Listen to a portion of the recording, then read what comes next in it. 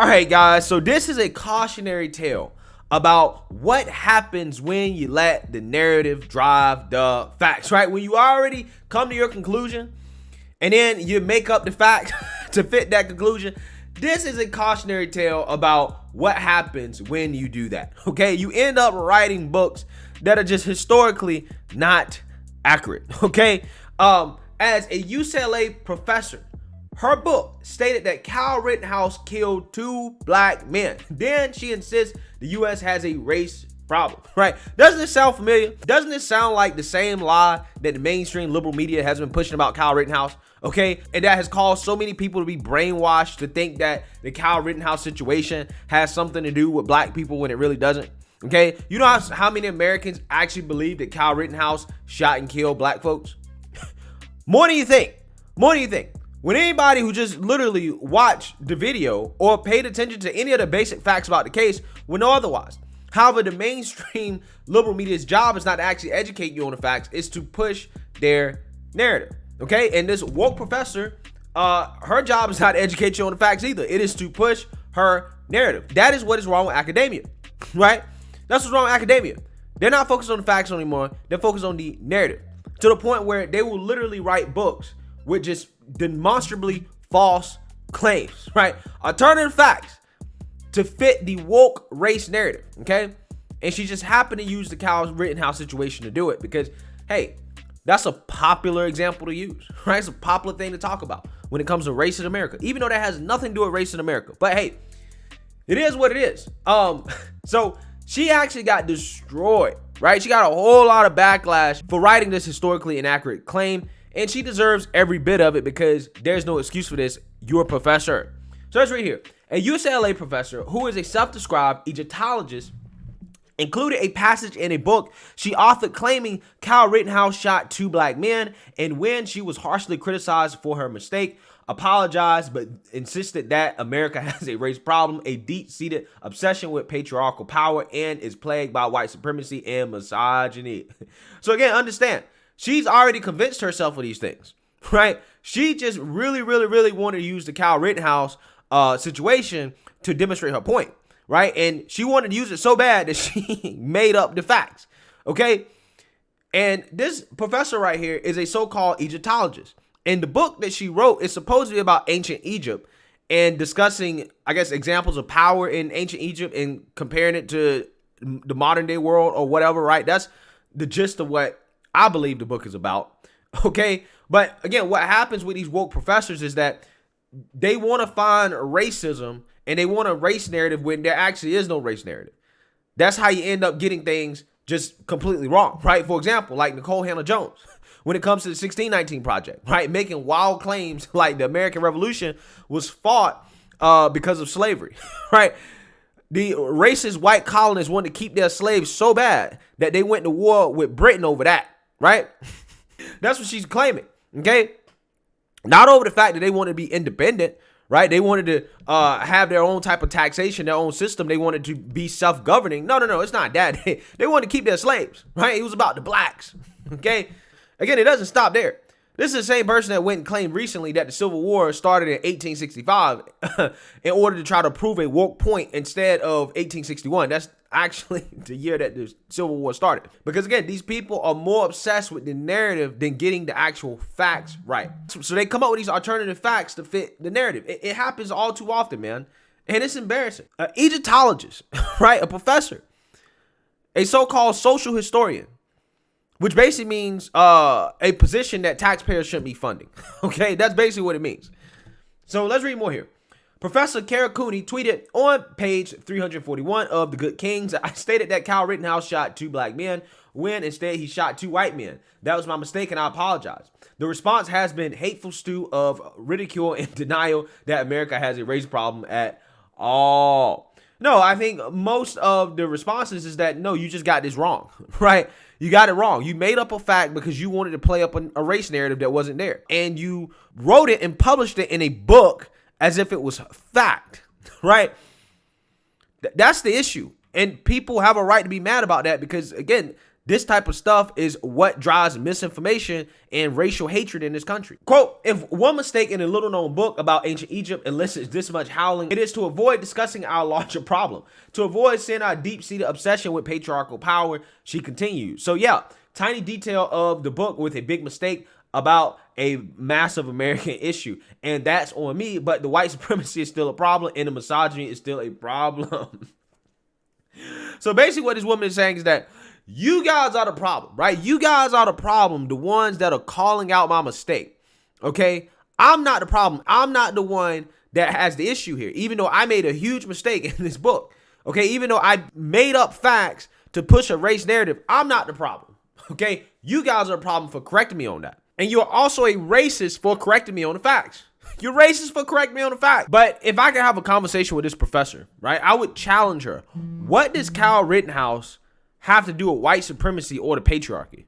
What does the Kyle Rittenhouse situation have to do with white supremacy or the patriarchy? Because what she's saying is that even though I got the facts wrong, it still has something to do with white supremacy and the patriarchy, right? That's what she's saying. She said it's still a problem and misogyny is a problem. Okay, well, what does Kyle Rittenhouse have to do with that?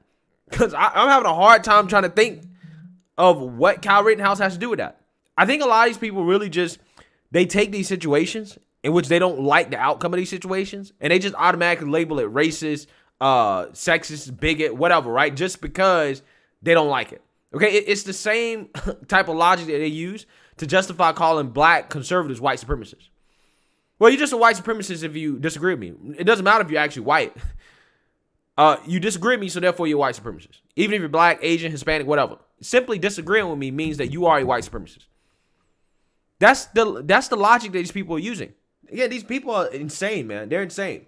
So yeah, she got heavily criticized for this on social media. So let's read the comments here. Quote, I completely made up facts to support my fragile and fictitious worldview, but your reaction to that lie is the real problem here. Quote, someone who writes a book, doesn't watch the trial, doesn't do an investigation, then claims, whoops, just a mistake. Hopefully we will hear from Kyle's lawyers soon. I was held to a higher standard than this for papers I wrote in high school. You aren't a victim here. If you and your publishers put out a book, mistaken and easily verifiable detail of a major case from this past year, how can you or your publishers be trusted to put out information about ancient history? Facts. We live in 2022, right? This happened in an era where we have videotape, okay? We have video evidence. Well, all you had to do is just watch the video. Just pay attention to any of the basic details revolving the trial, and you would know what happened. But it's almost like this professor here simply just watched MSNBC and then just wrote her book based off what she heard on MSNBC. That's what it seems like. That's what it seems like. So if we can't trust you to get information right on something that is easily verifiable, that happened literally like what, a year ago or something like that, how in the world can we trust your information on what happened thousands of years ago? There's no way. There's no way. Quote, how much can you really claim to care about this issue when you got such an obvious detail wrong? Did you not watch the case at all, the footage? How can you reconcile your alleged understanding of this problem with your ignorance about such a simple fact? Dang. It's because she doesn't really have an understanding of what she's talking about. She's parroting talking points that she's heard from MSNBC. That's what she's doing. She doesn't have a real understanding of so-called white supremacy or the racial problems, the issues in America. She doesn't. She's simply parroting a talking point from MSNBC, okay? And that's why she got the facts wrong, because she doesn't really care about looking up the facts and information herself. She just trusts everything that she hears from the mainstream liberal media as if it's fact, okay? And she just runs with it. She doesn't go and fact check to make sure it's actually accurate or anything like that, because it doesn't matter, right? But then again, hey, this could be something that's been done on purpose. I will say that.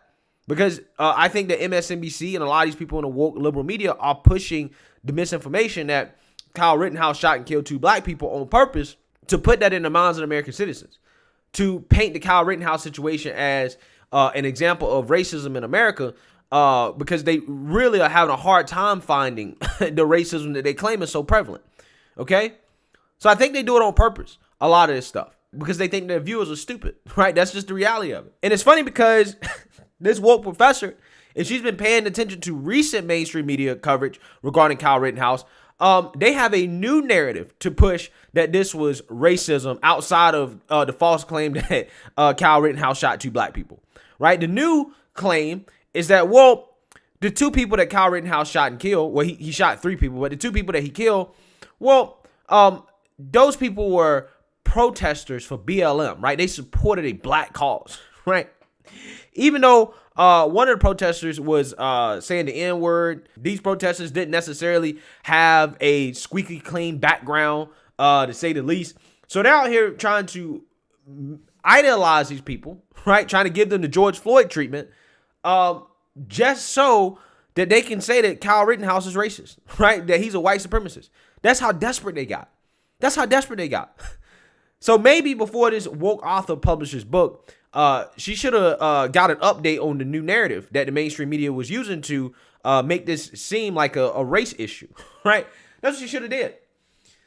But let's read a little bit more here. In December, Rittenhouse told Glenn Beck he wanted to have a conversation with President Joe Biden for suggesting that Rittenhouse was a white supremacist. He stated, "I would like to sit down with the president and have a conversation with him and tell him the facts of what happened." Well, listen, here's the thing. Joe Biden's not concerned with the facts. Okay? He only was concerned with the narrative when he said it. Because at the time, everybody was saying it was white supremacist related, even though there's no white supremacy angle to this at all. Okay? And I'm pretty sure he's not concerned about the facts now. He simply doesn't care. Okay? Because the facts don't fit the actual narrative, so therefore they're going to ignore it. They moved on from it. But again, it is inexcusable for this author to make a mistake like that, and then once she gets called out, she wants to play victim, right? Oh, it's not my fault. It's you guys' fault. Like, you're the racist for calling me out, right? America still has a white supremacy problem. Still has a problem with the patriarchy, okay? Instead of just, owning up to her mistake and saying, hey, you know what? I made a mistake. I'm sorry, right? We should probably recall copies of my book, right? But I think one of the comments made a good point. If they can't even trust you to get a verifiable detail like that right, a very important detail, how in the world can they trust you to get anything right about what happened thousands of years ago? This kind of ruins this professor's credibility, in my opinion. It really does. But hey, it's not like woke academia had any credibility in the first place. But let me know what you guys think. Make sure you like, comment, and subscribe. Most importantly, share a black conservative perspective. Peace.